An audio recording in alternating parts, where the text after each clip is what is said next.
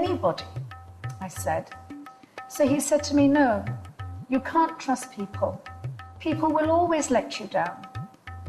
But God will never let you down, and you can trust God. And I thought, what have I got to lose? I have lost everything. I know I can't trust people. I've learnt that lesson. Maybe, just maybe, God is different. Maybe I can trust God. And my brother-in-law told me something from the Bible. He said, God is not like man, that he tells lies, nor like the Son of Man who changes his mind. When he speaks, it will happen. When he promises, that promise will take place. And I thought, okay, maybe I can trust God. So I said okay to him, and he prayed a prayer, and he asked me to repeat after him. So I prayed this prayer, telling God basically that I had done wrong things, and I knew I had done wrong things. I knew I was stubborn. I knew I wanted my own way. I knew how much I'd argued with my parents. So I told him all these things. I told God all these things. And then I asked Jesus to come into my heart and change me. And as I said those words, even as I prayed, it was like I was carrying a heavy, heavy bag on my shoulders with all my problems and all my burdens. And somebody else took them and just took them off my shoulders. And I was now clear. I was now free. And I felt like a new person. Nothing had changed in my situation. Everything around me was still the same. But I felt differently inside. I felt new. I felt different. And when my sister came into the room, she had been in the kitchen praying. When she came into the room, she said, "You're smiling." And it was the first time I had smiled since I had gone to stay with them in Switzerland.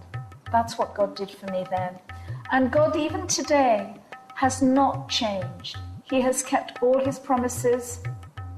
He has fulfilled every one of them. God has never, in all these years, let me down. And this was over 25 years ago.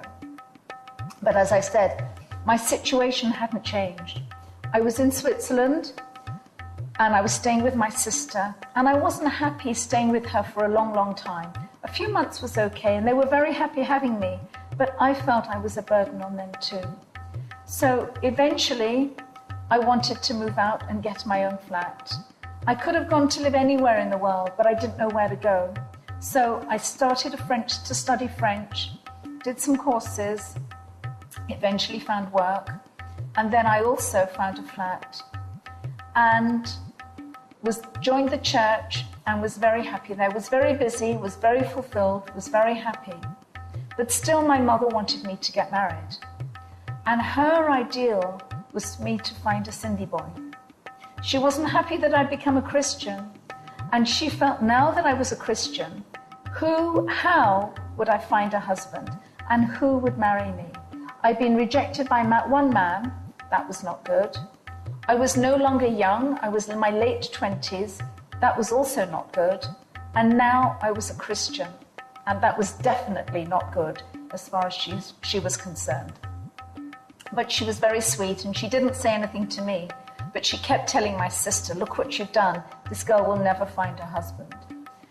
And we couldn't answer that. But there was a boy in Switzerland, a Sindhi boy, and God brought him to me, and God brought me for him. Over a period of 2 years, God was softening my heart, changing me to help me learn to trust people again.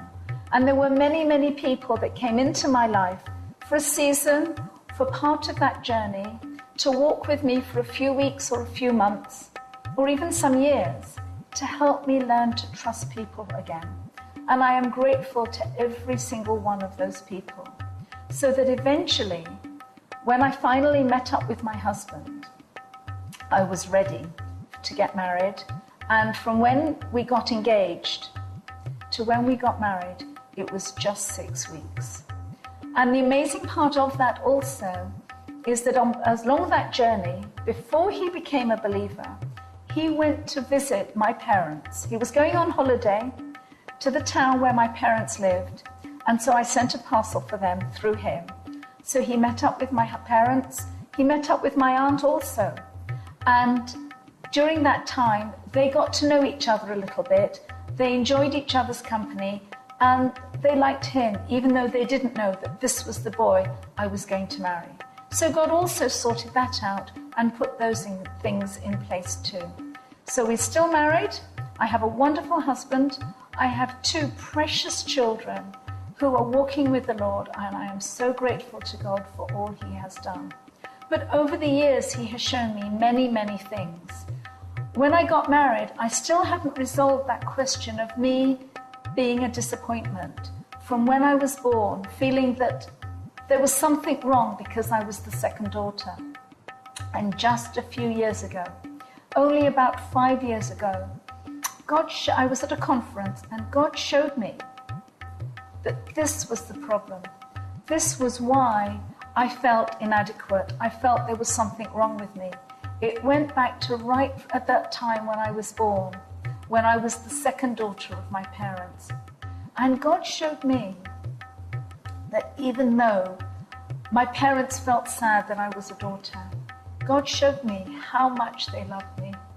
He showed me again how much they had sacrificed for me, how much they'd given up to support me during that time when I didn't get married. I was a stigma in the whole family. The whole of London knew about this wedding, and yet my parents never said anything to me. They never rejected me. They never left me. They continued to support me. And even when I became a Christian and my mother was feeling, how would I get married? Yet they supported me. And God showed me these things. God also showed me how much he loves me. That the Bible is full of stories of love. And he showed me some of those verses that said that I was not a mistake. When I was born, God chose me to be exactly who I was. He made me the way I was because he chose me that way. In fact, he says that he knows every hair on our head. He has counted them. I don't know how many grey hairs I have, how many black hairs, but God knows every single one. He says he knew us. Before the world was created, he had planned us. That's how much he knows about us. He says that he knows not just our children, but our grandchildren and even their children. And that was even before I was born. That is how incredible God is and how much he loves us. And step by step, as he showed me these things in my heart, those problems, those pains, that area that I felt I was a disappointment, God took all of that away too and helped me see that I am a child of the King, a princess, somebody who is the sister of Jesus. I share the inheritance